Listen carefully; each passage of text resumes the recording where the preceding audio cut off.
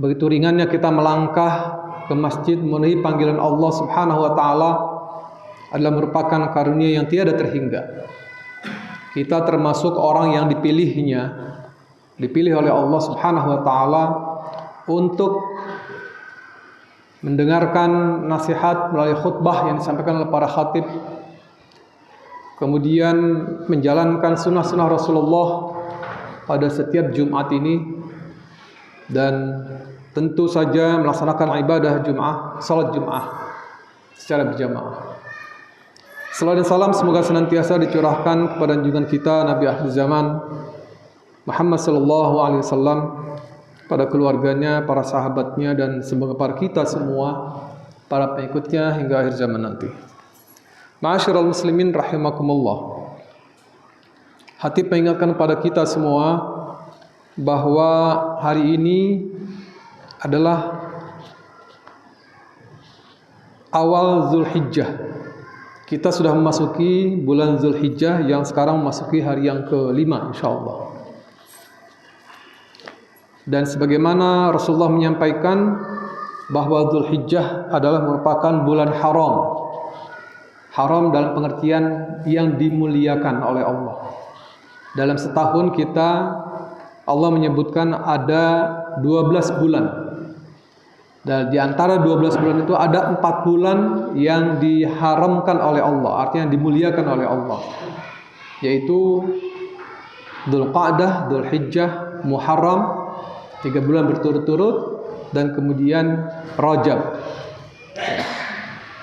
4 bulan ini kalau kita melihat sejarah memang sudah berlaku sejak sebelum datangnya Islam.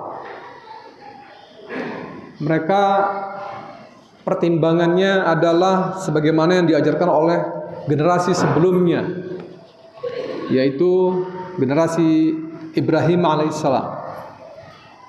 Namun secara nama-nama bulan baru ada diperkenalkan di masa Rasulullah Muhammad SAW. Tapi pada masyarakat Arab dikenal 4 bulan ini diharamkannya berperang, diharamkannya menumpahkan darah. Dan unik dari masyarakat Arab ini bahwa ketika masuk bulan haram maka permusuhan tidak ada. Yang terjadi adalah mereka saling berinteraksi untuk berdagang, untuk berbisnis. Ya. Padahal ini musuh, satu sama lain saling bermusuhan. Dan kalau sudah keluar dari bulan haram ini mereka akan mulai perang lagi. Karena mereka ingin menguasai wilayah-wilayah yang dianggap strategis, utamanya tentu wilayah perdagangan, bukan wilayah seperti kita yang banyak wilayah-wilayah yang bernilai ekonomis. Tapi dulu di sana yang nilai ekonomis pada negara-negara Arab itu adalah jalur lewatnya para kafilah dagang. Ya. Jadi kalau seseorang atau sekelompok masyarakat sudah menguasai jalur kafilah dagang ini, maka mereka akan menguasai perekonomian. Nah, inilah yang selalu menjadi perebutan. Kalau hari ini suka terjadi atau sering terjadi perebutan lahan parkir, lahan apa gitu ya. Kalau dulu lahan yaitu jalur dilewati kafilah dagang. Itu yang menjadi penting buat mereka dan sangat strategis. Gara-gara itu kemudian mereka selalu berperang antar suku. Itu sebabnya mengapa Arab itu dikenal sebagai bangsa perang. Ya. Bangsa yang senantiasa menyelesaikan persoalan dengan peperangan. Jadi kalau hari ini bangsa Arab takut berperang dengan Israel misalnya, ya, ketika bangsanya, saudaranya sendiri dijajah, dianiaya, dizolimi oleh bangsa Israel, laknatullah alaih, itu artinya bangsa Arab sudah melupakan jati dirinya. Tidak lagi sebagai bangsa yang berani menghadapi siapapun juga. Namun begitu bukan berarti kemudian mereka sudah kehabisan orang yang memiliki rasa berperang itu. tentu berperangnya dalam rangka menegakkan Islam. Ya.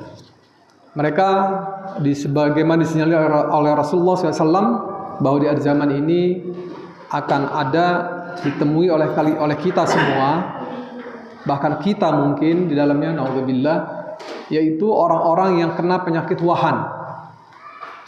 Orang-orang yang terkena penyakit wahan. Apa itu wahan? Hubbud dunya wa karahiyatul maut. Terlalu cinta pada dunia dan akibatnya dia takut mati. Orang yang sudah terlalu cinta kepada dunia maka pasti takut mati. Kenapa? Karena dunia ini begitu menggiurkan buatnya dan selalu menjadi hal yang kita lalai dibuatnya. Padahal dalam pandangan Allah menyebutkan bahwa dunia ini tidak lebih baik daripada sebelah sayap nyamuk nilainya. Bahkan Rasul juga mengatakan di hadis yang lain bahwa dunia ini dengan segala perhiasannya itu nilainya tidak lebih dari apa yang keluar dari perut kita, kotoran yang tidak berharga. Jadi kita itu diingatkan untuk tidak terlalu mencintai dunia ini. Tapi bukan berarti kemudian meninggalkan dunia ini. Karena ketika seorang muslim meninggalkan sama sekali dunianya, dia akan dikuasai oleh orang lain. Dia akan dikuasai oleh orang kafir, akan dikuasai oleh orang musyrik, dikuasai oleh orang munafik. Maka oleh karenanya posisi kita adalah kita hidup sebagai seorang muslim, sebagai seorang mukmin, bertindak sebagai seorang khalifah sebagaimana yang Allah kehendaki. Inni ja'ilun fil ardi khalifah. Sesungguhnya aku ingin menciptakan atau memberikan tugas kepada manusia menjadi khalifah. Khalifah itu artinya wakil. Khalifatullah fil ard, wakil Allah di muka bumi. Kenapa Allah harus menjadikan kita sebagai khalifah? Karena hanya orang berimanlah yang akan mengatur bumi ini menjadi bumi yang nyaman ditempati oleh semua manusia. Namun ketika umat Islam lengah pada persoalan ini karena dianggap terlalu politis, bahkan ada sebagian orang mengatakan jangan bicara politik di masjid, itu adalah racun yang merusak pikiran umat Islam. Orang yang menyampaikan itu, mau dia bertitel kiai atau ulama ustadz ketika dia bicara jangan bicara politik di masjid, itu adalah racun yang sedang disebarkan kepada kita. Kenapa? Karena mereka tidak menghendaki umat Islam menguasai negeri ini. Padahal kita mayoritas. Ma'asyiral muslimin rahimakumullah. Maka oleh karenanya khatib mengajak pada kita semua, mari kita senantiasa bermuhasabah diri, selalu melihat keislaman kita itu sudah benarkah atau belum. Keislaman kita itu sudahkah seperti yang Rasulullah ajarkan atau belum. Sudahkah seperti yang Quran sudah gariskan atau belum. Kalau kemudian kita melihat kenyataan dalam kehidupan kita sehari-hari, maka berarti kita termasuk orang yang belum melaksanakan Islam secara utuh, secara sebenarnya. Kenapa? Karena kita tidak mampu atau belum mampu menegakkan hukum-hukum Islam di muka bumi ini. Ya. Padahal seorang muslim ketika dia lahir ke muka bumi, dia sebagai khalifah, khalifatullah fil ard, wakil Allah di muka bumi. Karena kita sebagai wakil Allah, maka kita harus membawa pesan-pesan Allah kepada seluruh makhluk di muka bumi ini. Memperlakukan bumi ini sesuai dengan apa yang dipesankan oleh Allah sebagai yang kita wakili. Terjadi penyimpangan ketika kita mengelola bumi ini dengan nafsu kita, dengan pikiran kita semata-mata. Maka jangan heran kemudian kalau kita saksikan bumi sehari ini semakin rusak karena ulah manusia yang jauh dari nilai-nilai yang Allah sudah gariskan dalam Al-Quran dan As-Sunnah. Itu sebabnya mengapa mereka para kaum globalis yang dikuasai oleh Yahudi, itu mereka menghendaki bumi ini harus sudah dikurangi jumlah penduduknya. Kenapa? Karena makanan yang tersedia di muka bumi ini sudah menipis, sudah semakin habis, tidak seimbang antara manusia dengan jumlah makanan yang harus dimakannya. Mereka mengeluarkan teori yang dibuat oleh seorang Yahudi, Robert Malthus namanya. Robert Malthus mengatakan bahwa jumlah pertumbuhan makanan itu mengikut deret tambah. Tadi 1, 2, 3, 4, 5, 6 dan seterusnya.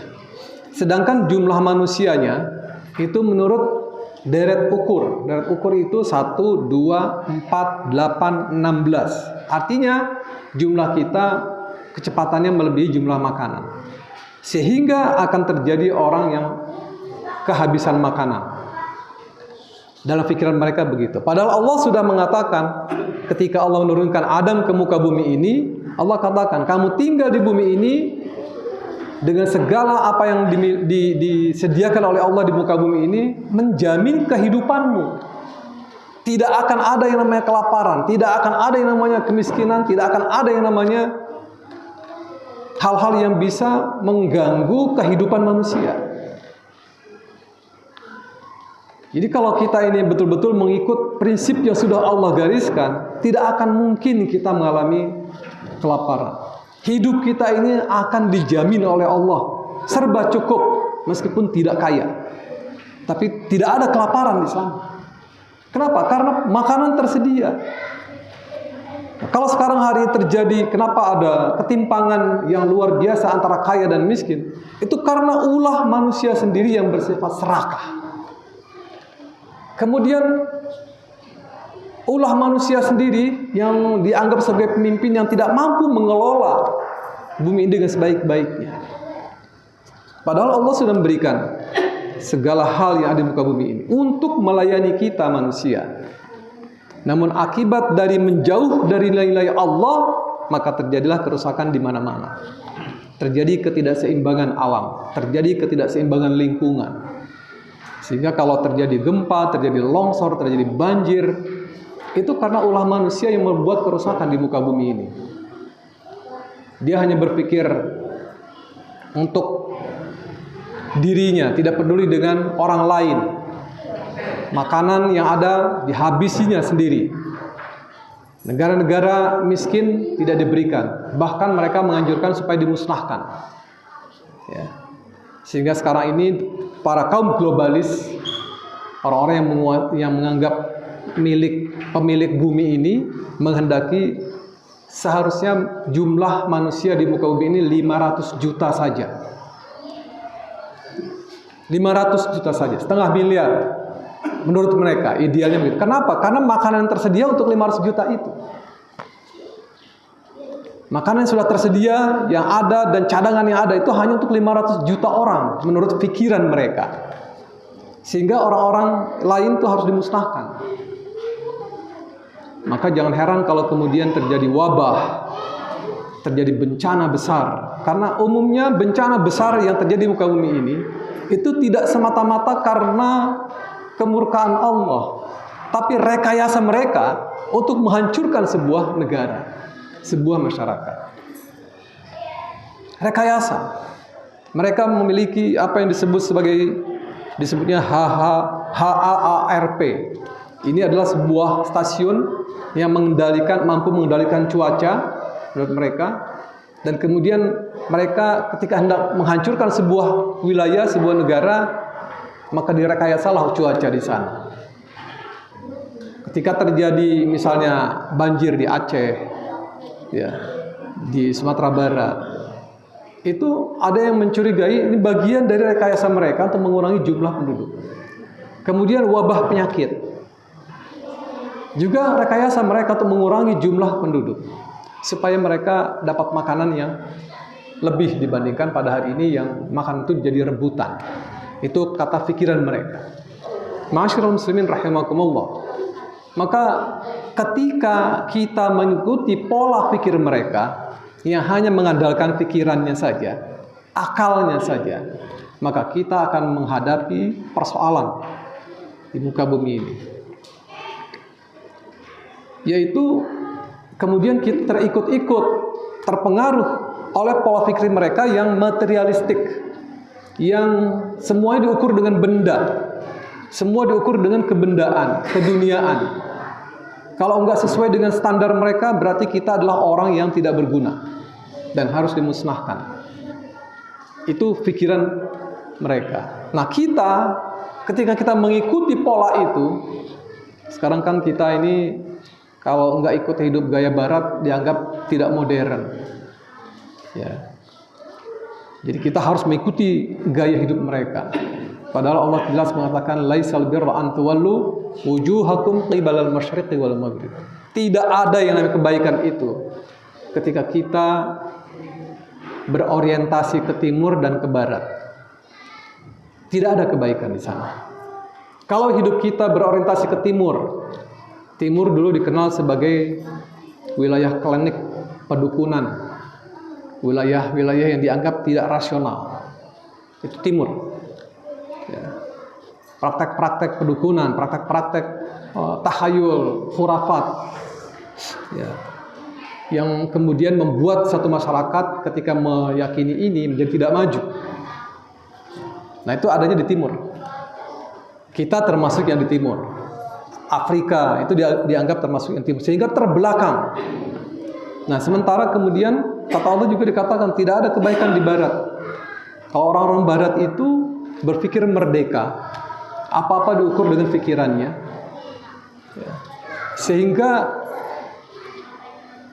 seluruh nilai yang mereka lahirkan adalah harus berdasarkan keduniaan semata-mata, sehingga muncul istilah sekularisme. Sekularisme itu memisahkan kehidupan dunia dengan akhirat, atau sekularisme juga bisa disebutkan urusan dunia, urusan akhirat. Dan kita kebanyakan mengikuti itu. Sehingga ada pola cara berislam kita itu dipengaruhi oleh sistem sekularisme ini. Yaitu kalau urusan akhirat di masjid sajalah. Kalau sudah keluar jangan bawa-bawa akhirat. Di masjid saja zikir, ngaji, baca Quran. Ngajinya baca Quran, bukan menelaah, bukan mengkaji. Berdoa di masjid saja. Di luar sana nggak usah lagi begitu.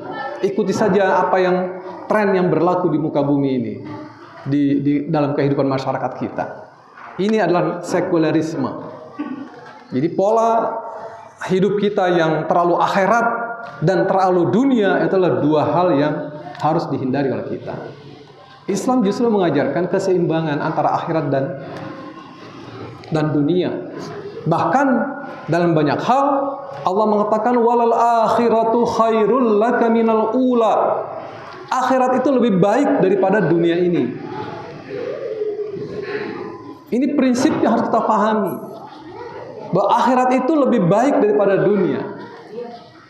Kenapa demikian? Karena akhirat itulah yang kekal nanti. Kita lah yang akan tinggal di sana selama-lamanya. Sementara dunia ini hanya sebentar. Ya. Hanya beberapa tahun saja.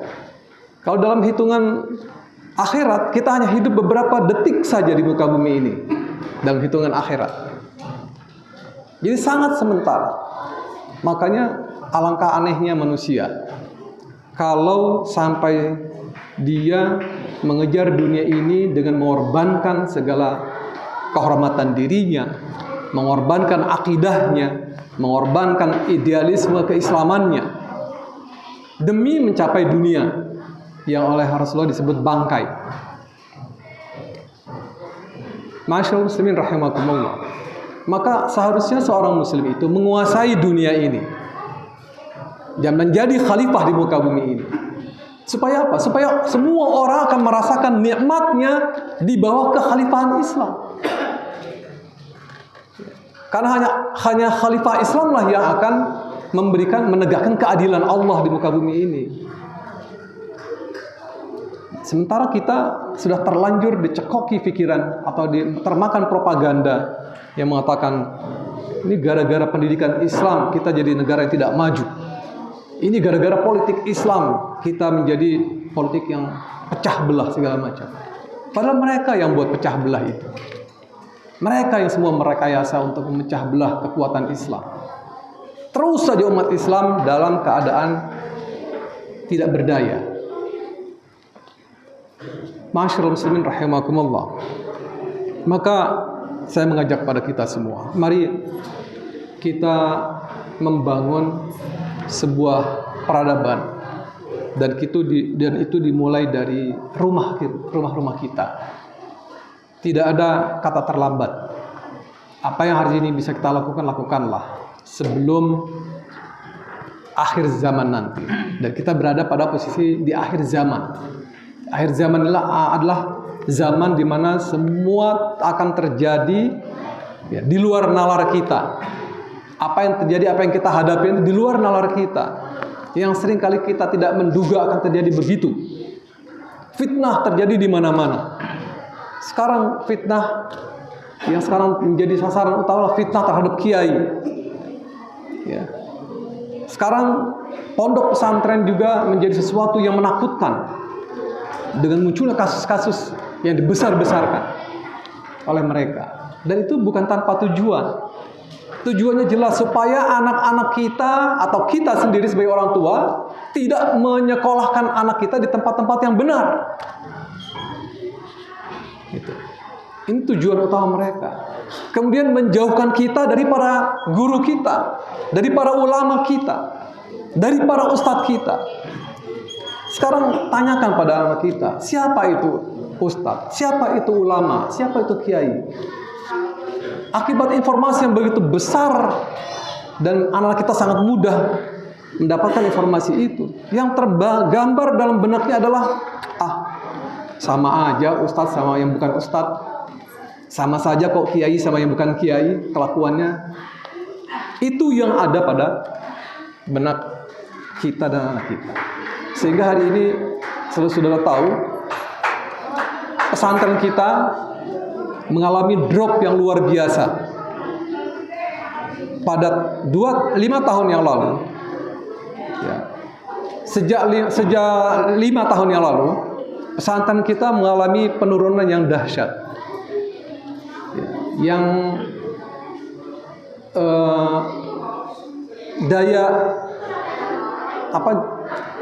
daya turunnya itu, ya, sehingga mencapai 50%, kurang lebih 50%. Ini menurut penelitian pemerintah sendiri. Artinya minat anak-anak kita atau bahkan orang tua, bahkan kita sendiri mungkin udah nggak minat lagi untuk menyekolahkan anak kita di pondok-pondok. Padahal masih banyak pondok yang bagus, yang bisa mencetak kader-kader muslim, kader-kader ulama. Tapi sekarang begitu buruknya citra itu, sehingga kemudian orang tua banyak yang tidak lagi percaya kepada pondok. Ini adalah proses sekularisasi, ya, proses untuk meracuni pikiran kita bahwa nggak usah lagi pikirin agama. Agama itu biang kerusakan. Itu yang sedang dicekoki pada kita dan kepada anak-anak kita. Yang aman udah nggak usah bicara soal agama. Kalau bicara soal agama nanti ribut saja yang ada. Gitu. Itu yang sedang dicekoki kepada kita. Akibatnya ya terjadilah sekularisasi di mana-mana. Pemisahan agama dengan dunia, pemisahan dunia dengan akhirat. Jadi ada orang yang udahlah, daripada saya pusing mikirin dunia, saya akhirat saja. Zikir aja kerjanya sepanjang hari. Tidak mau bekerja. Ada yang seperti itu. Itu ekstrim. Itulah sekuler. Atau sebaliknya, ngapain pikirin agama? Lebih yang penting saya cari duit yang banyak-banyak supaya saya bisa hidup. Tidak peduli mau dapatkannya haram atau tidak. Ini sekuler namanya. Ekstrim dunia dan ekstrim akhirat. Islam datang memadukan dua ini secara harmoni. Nah, inilah yang harus kita fahamkan kepada keluarga kita, bahkan kepada diri kita semua, bahwa hanya Islam yang bisa menjawab persoalan. Wa may yabtaghi ghairal islami dinan falan yuqbala minhu wa huwa fil akhirati minal khasirin.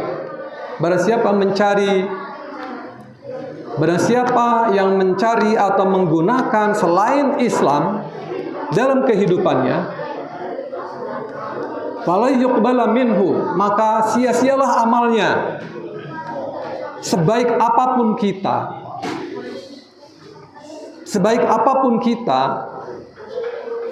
namun ketika kita memisahkan itu, ya, memisahkan dunia dengan akhirat kita, maka fala yuqbala min, karena kita menggunakan sistem bukan Islam.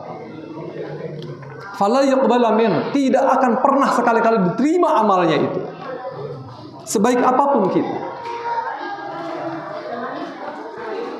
Kemudian tidak cuma di sini, di dunia ini menjadi sia-sia amal kita, di akhirat akan lebih rugi lagi. Fala yuqbala minhu wa huwa fil akhirati minal khasirin, dan nanti di akhirat akan menjadi orang-orang yang rugi. Ma'asyiral muslimin rahimakumullah. Oleh karenanya mari kita jangan pernah lelah, jangan pernah menyerah untuk mencetak anak-anak kita. Generasi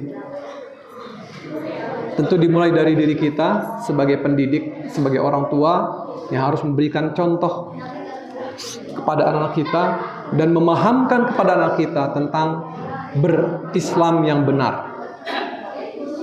Berislam yang benar itu adalah memadukan akhirat dan dunia sekaligus.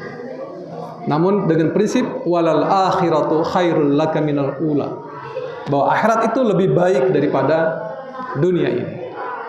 Prinsip itu tidak menyebabkan seseorang harus menjadi miskin, harus menjadi tidak berdaya, bukan. Justru dengan kita mengerahkan seluruh potensi yang kita miliki mengelola bumi ini, lalu kita jalankan kehidupan di muka bumi dengan sistem, dengan nilai-nilai yang benar, kita akan menguasai dunia ini. Kita akan menguasai dunia ini kalau kita betul-betul secara konsisten, konsekuen mengamalkan Islam yang benar.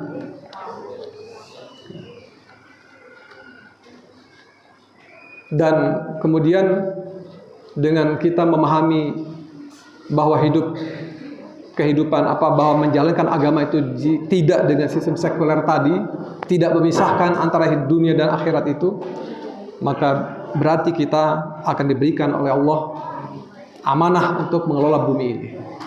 Karena Allah memberikan amanah hanya kepada mereka yang beriman.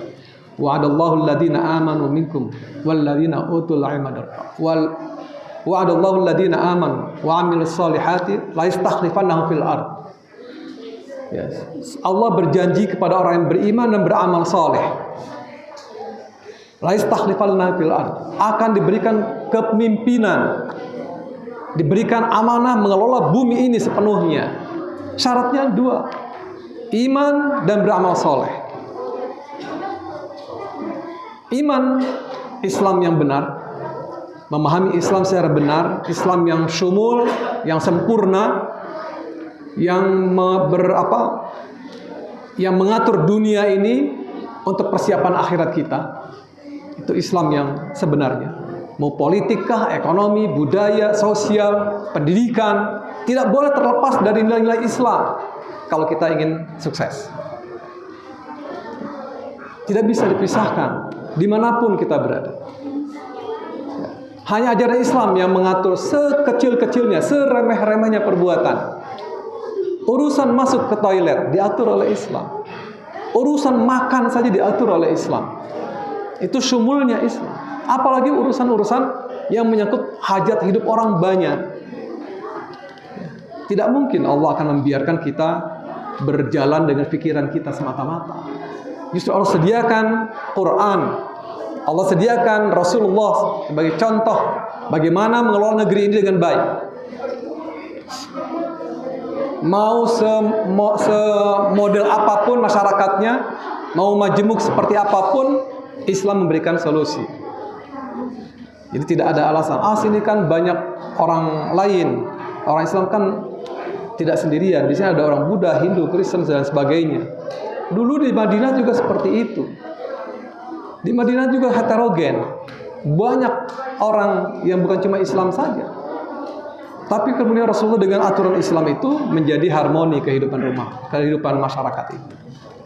Mudah-mudahan apa yang saya ingatkan kepada kita semua kiranya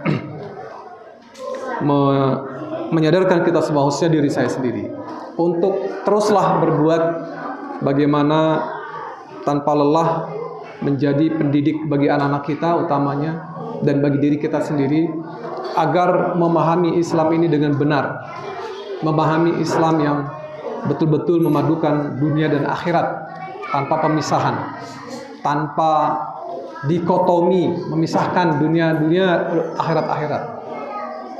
Itulah ajaran Islam yang sebenarnya. Berzikirlah banyak-banyak, dan zikir itu bawa dalam kehidupan kita sehari-hari. Bersalawatlah banyak-banyak, dan bawa salawat itu ke dalam kehidupan kita sehari-hari.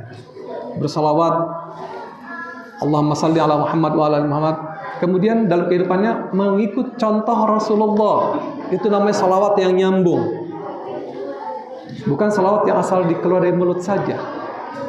Ya. Jadi ada semangat untuk ketersambungan antara kita mendoakan Rasulullah dan menjadikan Rasulullah sebagai contoh dalam kehidupan kita. Mudah-mudahan Allah berikan kekuatan pada kita untuk memahami Islam dengan sebenar-benarnya, dan kita menjadi bagian yang tidak terpisahkan untuk bagaimana menata masyarakat kita yang sudah sedemikian rupa kita saksikan hari ini menjadi masyarakat yang Allah ridhai. Baldatun tayyibatun wa rabbun ghafur. Barakallahu li wa lakum fil Qur'anil azim wa nafa'ani wa iyyakum bima fihi min ayati wa dzikril hakim wa taqabbala minni wa minkum tilawatahu innahu huwas samiul alim. Aqulu qali hadza fastaghfiruh innahu huwal ghafurur rahim.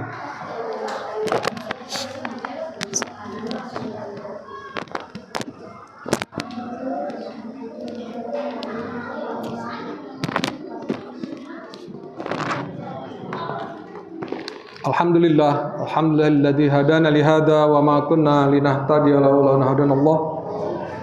Asyhadu an la ilaha illallah wahdahu la syarika lahu wa asyhadu anna Muhammadan abduhu wa rasuluh la nabiyya ba'da. Allahumma shalli ala Muhammad wa ala alihi wa sahbihi ajma'in, amma ba'd. Ayyuhal hadirin rahimakumullah, usikum wa nafsi bi taqwallah faqad fazal muttaqun. Pada khutbah yang kedua ini, marilah kita sama-sama berdoa kepada Allah Subhanahu wa taala. Semoga apa yang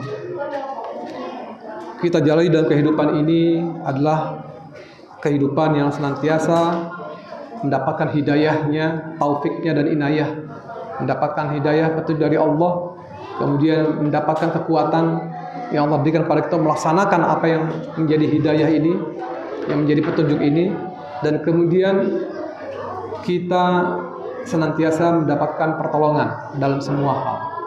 Innallaha malaikatahu yusholluna 'alan nabi ya ayyuhalladzina amanu shallu 'alaihi wa sallimu taslima. Allahumma shalli 'ala Muhammad wa 'ala ali Muhammad kama shallaita 'ala Ibrahim wa 'ala ali Ibrahim innaka Hamidum Majid. Wa barik 'ala Muhammad wa 'ala ali Muhammad kama barakta 'ala Ibrahim wa 'ala ali Ibrahim innaka Hamidum Majid. Allahumma ighfir lana wa liwalidina warhamhum kama rabbana shighara wa li jami'il mu'minina wal mu'minat wal muslimina wal muslimat al ahya'i minhum wal amwat. Rabbana zalamna anfusana wa illam taghfir lana wa tarhamna lanakunanna minal khasirin.